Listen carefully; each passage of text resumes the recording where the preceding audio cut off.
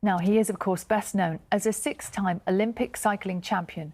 But since announcing his prostate cancer diagnosis, Sir Chris Hoy has had a different focus. Yeah, he's made it his mission to raise awareness of the disease, to inspire others and to encourage people with terminal illness to live life to the fullest. Here on Breakfast, we have been following Chris and his wife Sarah as they balance everyday life alongside treatment. Let's take a look. What have you got on this morning?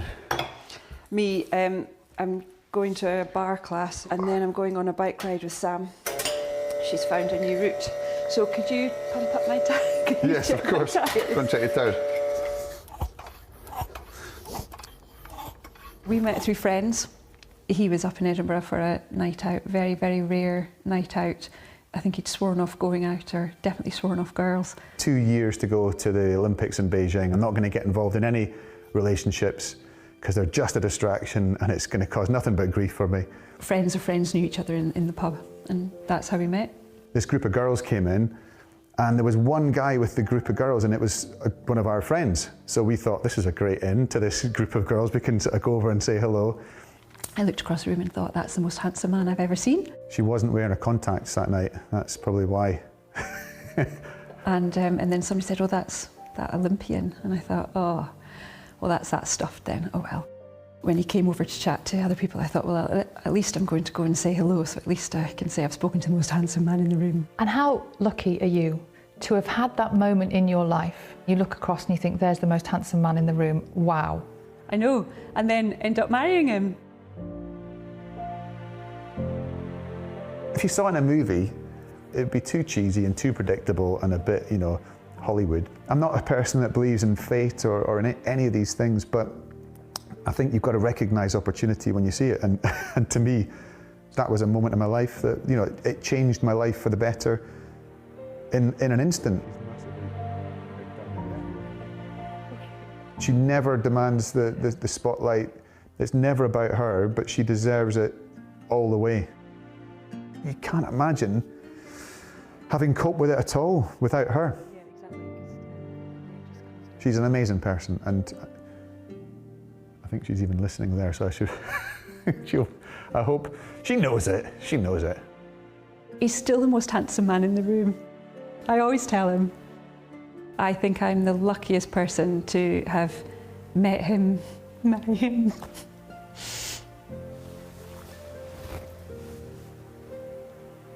And I still maintain that it is my life's privilege to walk alongside him as he goes through this. And I would not ask for it to be any other way.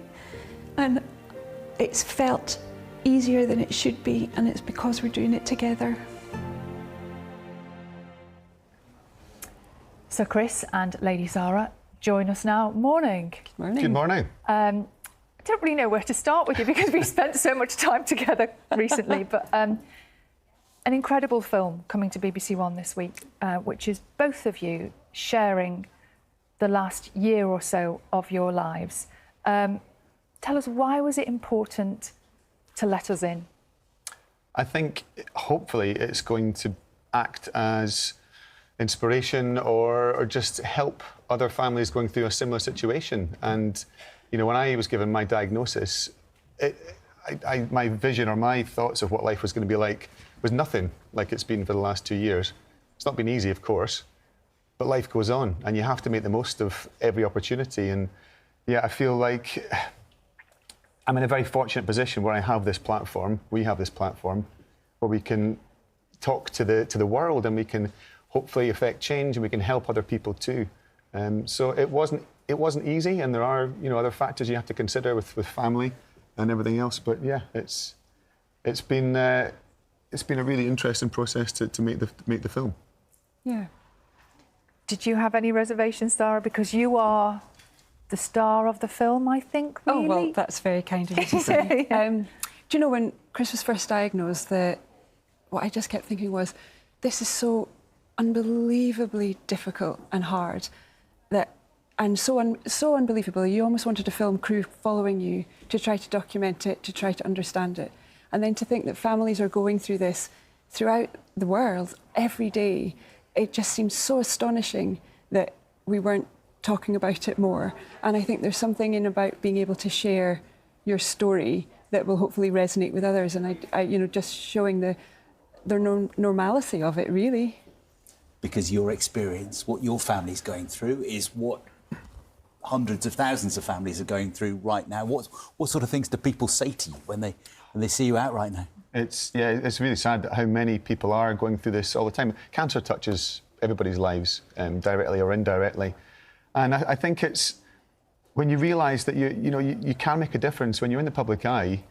You have a platform to talk about. You have a chance to say what you want to say and to affect change. And from a very specific point of view for prostate cancer, it's given me the chance to let men know that they need to assess their risk. They need to know if they have family history, if they're in an ethnicity group which is higher risk, and of course their age too. And that's the key thing. Knowing your risk with prostate cancer, there is no screening process. So it's up to you as an individual to know your risk and then to take action to speak to your GP if you are higher risk.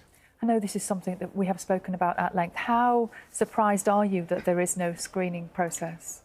Well, 10,000 men a year in the UK are dying or are being given the diagnosis that I got. So it's too late. You can't cure it when it gets to that stage 4.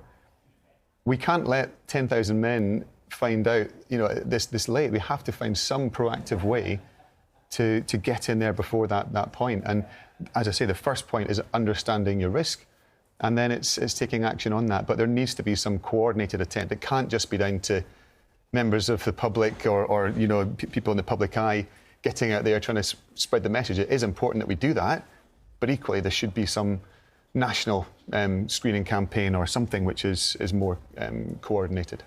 Wes Streeting, the Health Secretary, says he's going to spend Christmas going through all the data and all the reviews and the reports from the scientists about whether there should be screening. What's your message to him from inside your hearts and minds as he goes through the data? Well, if we do nothing, if we sit on our hands and do nothing, as we are at the moment, 10,000 men a year are going to find out too late.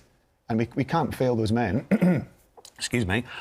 So, I think we have to do something.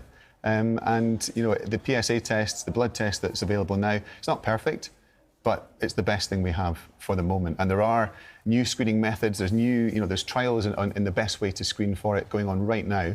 So the future is looking more positive. But for now, we still need to have something coordinated to be on the front foot.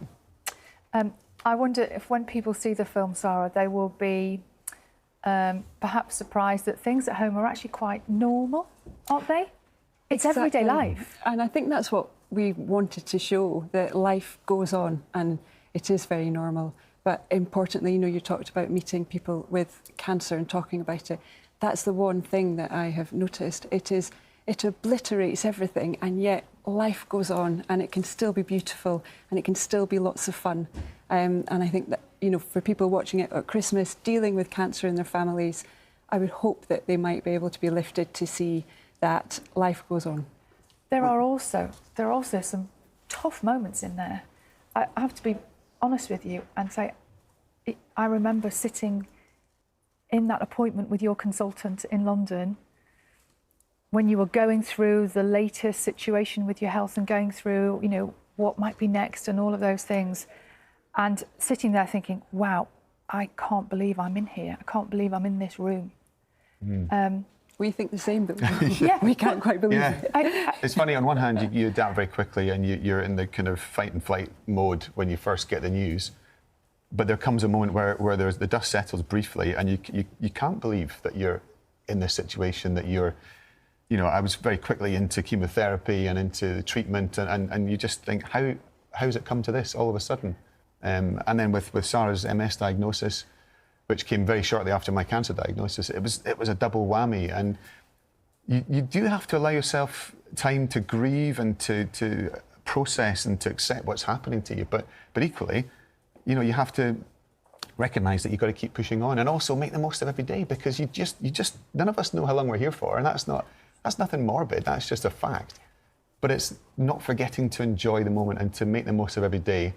Sometimes I do that too much. I fell off my mountain bike the other day and broke my leg. But yes, we know. Life goes on, and you've got to have fun, and I think not let cancer take over your life. And of course, it's a massive thing, but equally, I think you've got to punch back and you've got to stand up to it and you've got to keep living your life and not let it strip away everything and all of who you are.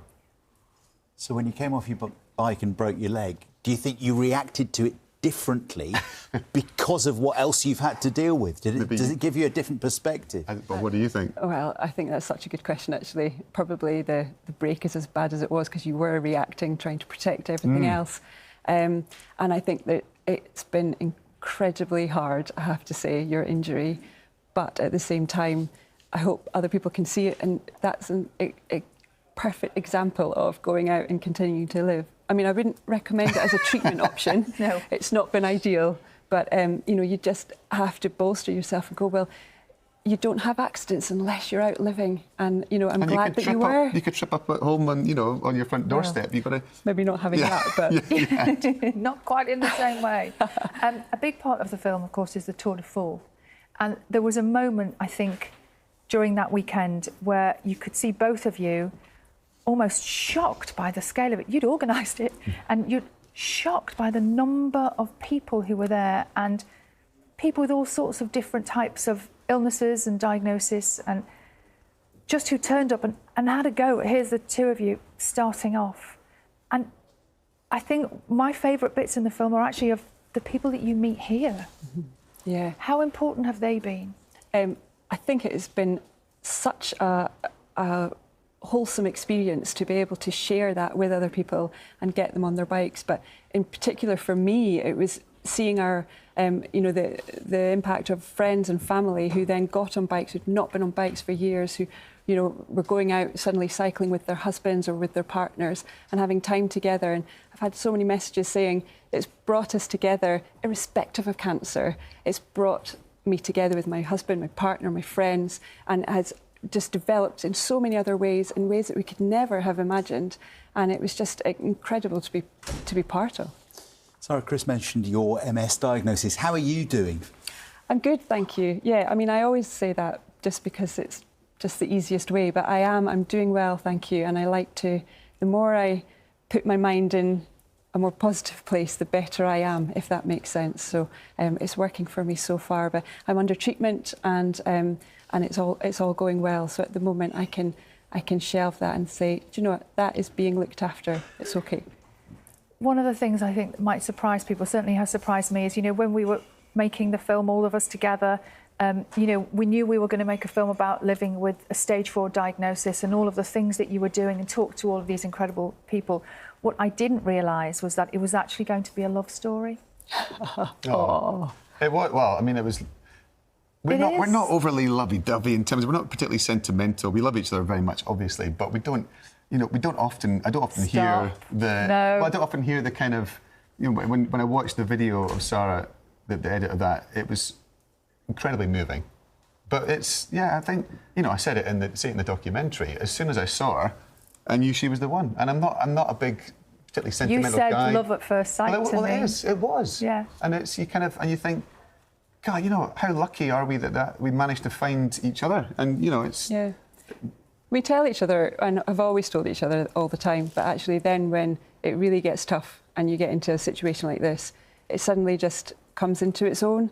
And I think it's been really helpful by the fact that we had already talked about things like that, and then suddenly it does get tough and you realise we can do this together, and it has been quite a remarkable journey so far. So, you know, plenty more adventures to come. Absolutely. Absolutely. Well, thank you for letting us share it. It's been amazing.